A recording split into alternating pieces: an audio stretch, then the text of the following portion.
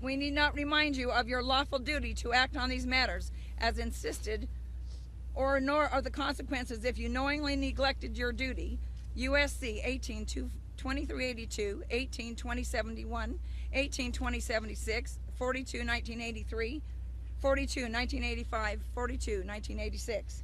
In light of the information presented, we require your thoughtful response within 5 days of the date of this notice. If we do not receive your response within 5 days, we will have no choice but to understand that you do not wish to do your duty and are content in acting in negligence to your obligation to defend the rights and liberties of the people.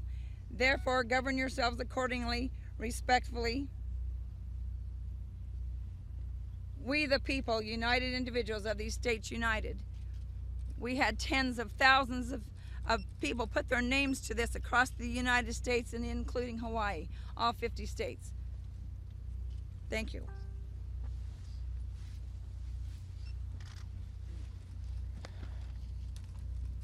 As you may know, Dwight and Stephen Hammond are being forced to report to prison today for a crime they did not commit, and they've been put twice in jeopardy for. They've already served prison time for this already, and now they're being forced to go back again. They are a good ranching family that ranches not but just a few miles from here. And myself and many others for weeks on end put all the energy we possibly could to try to keep them from having to go into this prison. And we feel that we have exhausted all prudent measures and have been ignored. And it has been left to us to decide whether we allow these things to go on or whether we make a stand so they will not happen to other people across this country, so they will not come into our homes and take away our rights, and they will not come into our children's home and take away their rights. And I have a request for the media, and that is to do what our elected representatives would not do, to look into the Hammond case, to find out that the Hammonds did not commit the crimes that they are accused of, and to find that the Hammonds have been, their human rights have been violated in many ways, and seek for justice in these matters. With that, I'll turn the time over to Lavoy Finnegum for a few words, and I thank you for your time. Mr. Bundy, before you do that, can we ask you whether you've got the support of the Hammonds? He'll answer other questions in a minute. He asked me to just make a few comments. Lavoy Finnegum, and I'm a rancher, L-A, capital V-O-Y, F-I-N-I-C-U-M. I'm a rancher in northern Arizona. I'm here to support the Hammonds. There's been a lot of words that have been said here. I see some eyes that started to kind of glaze over a little bit. Maybe I can bring it down to a little more emotional level or a human level. Each one of you here today are important. Individually, each one of you are important. Not collectively, we're talking about you as an individual, as a human being. The Hammond family are human beings. They're individuals. They have loved ones. They have children, grandchildren. You know, this is real. This affects real lives. And so that's why we're here today. And if our federal government would have abided by the Constitution, the supreme law of the land, we would have never have gotten here. And so let me just kind of come to a simple level of why this is so bad at the federal level. Our founding fathers had escaped from tyranny. They believed in freedom. And so when they set up our government, they separated the powers, didn't they? And we all know what they are: executive, legislative, and judicial branches. We know those three branches of power. Well, what has happened to 1/3 of our landmass? Do you know the federal government owns and controls 1/3 of this nation? Let me put that in perspective. You need to put in the country of Germany, and put in France, Spain, Portugal, Italy, and better throw in Great Britain too. And then you're getting about the same landmass as what the federal government says that they own and control. And they say they have complete legislative power whatsoever. They have taken it to the Supreme Court. Supreme Court has upheld it. Yes, they have complete power whatsoever over 1/3 of this nation. Now, let me explain it simply as I can as I try to stumble over my words here, is that for myself as a rancher, my ranch is in northern Arizona, a bureaucrat behind a desk can write a statute regarding me, my ranch. It has the force and effect of law. This bureaucrat is not accountable to me. We have not elected him there. Now, if I get contrary to that statute, there's a federal ranger with a gun that can enforce that. And if it goes from there, I am brought into a federal court.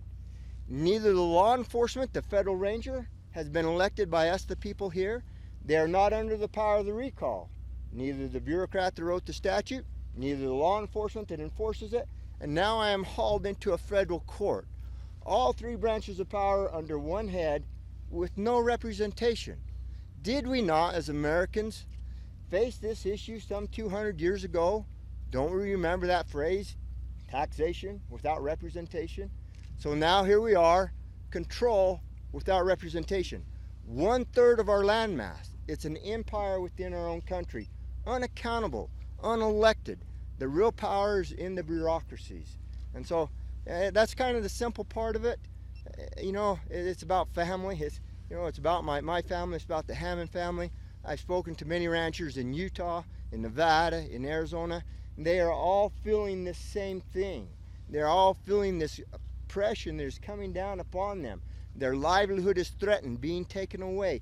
Their ranchers are being regulated out of business. And so this is real. These families are real. They're not trying to cause problems. They're food producers. They help make our country self-reliant, free, independent. Do you realize that you have to go back to about 1955 to get as low as the mother head count as we have right now in the United States? Have any of you ate a steak lately? Do you know the price of that? That goes way up. You know, if we had more demand, if we had more production, we would ship out more, we would feed more, we would be self-reliant as a country. These are good people. They produce, they add to our country. They do not take it away.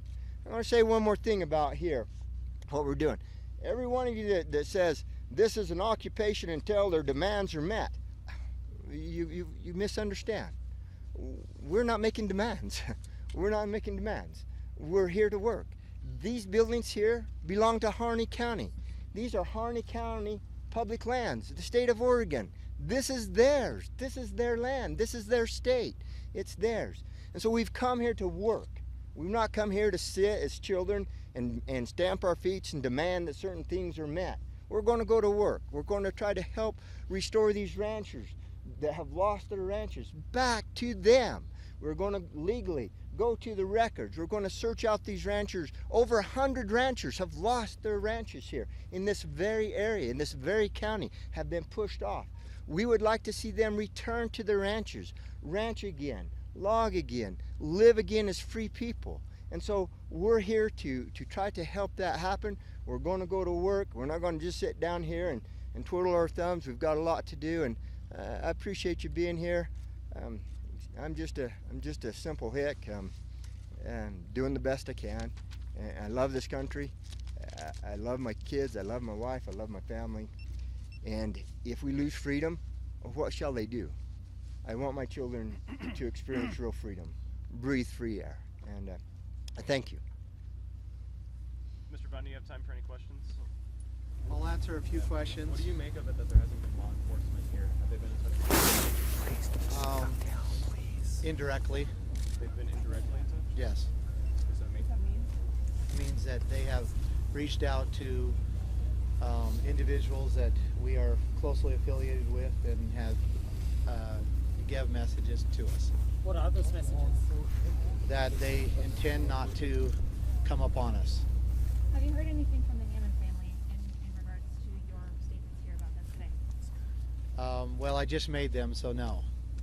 Well, I mean, did you contact them in advance of the statements to see where they feel about your My relationship to the Hammonds has been about 8 weeks ago. I came to Burns and I met with them many times in their homes. I watched them in tears multiple times as a 74-year-old man covers his head and cries and asks, how can this happen to another individual? I love the Hammonds. I can sympathize with them. I can empathize with them. And they were afraid that after the threats came from them for speaking to me, they did pull back and have continued communications through, should we say, alternative ways. But I have not spoken to them in several days. How long do you plan to be here? And have you, in a sense, already made the statement? Excuse me? How long do you plan to be here? And have you, in a sense, already made a statement? We definitely have made a statement, but statements are not good enough. We intend on going to work and assisting the people of Harney County in claiming their rights, using their rights as free people. More details on going to work. What does that mean, going to work? Well, we have a lot of work to be able to unwind the unconstitutional land transactions that have taken place here. We also have a lot of work to unwind the claims that the federal government has upon this land. And we have teams that are going to be doing that. We have very specific plans that we are going to take place. And we have a defense mechanism that allows us to do this while we are here. What about the people that work in the center downtown? You know, I assume that there was employees at this wildlife refuge. Are they going to be part of your plan? Are you welcoming them in, or have you guys? We haven't been in contact with any of them. What would you say to people who say that this group is breaking the law? I would say go to the Constitution, take the time to study it, and find out what is lawful and what is not. Is there anything that would make you say, okay, we can end this and go home now? I wouldn't say words would do it. I would say action would.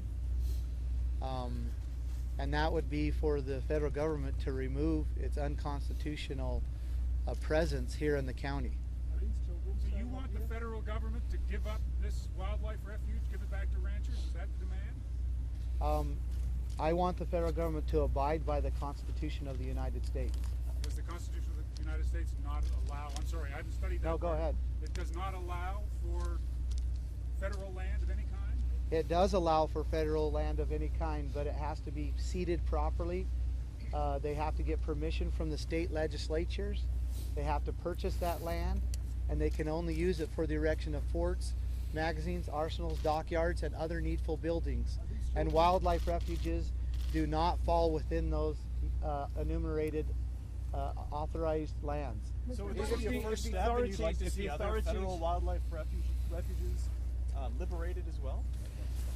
Yeah, that's up to the state and the counties what they would do with those refugees. Mr. Bundy, do you have anybody who is from the county who's with you and down there and saying they're also not going to leave? No, not with us here, they're staying, because their homes are much more comfortable than that. If the authorities try to remove you forcibly, how far are you willing to take this in the defence of your cause? We do not believe that they will do that. What if they do? Yes. Excuse me? No, they are not. But we welcome them here, absolutely. The Obama administration looking into gun control, do you think? Okay, one more question. Some of our listeners say that if this had happened at a federal building in downtown Denver, the feds would have gone in guns blazing 24 hours ago. Why are you different? One is we're based on constitutional principles. We know that we're right, and we chose a facility that was not downtown. Thank you. How many are you, sir? How many?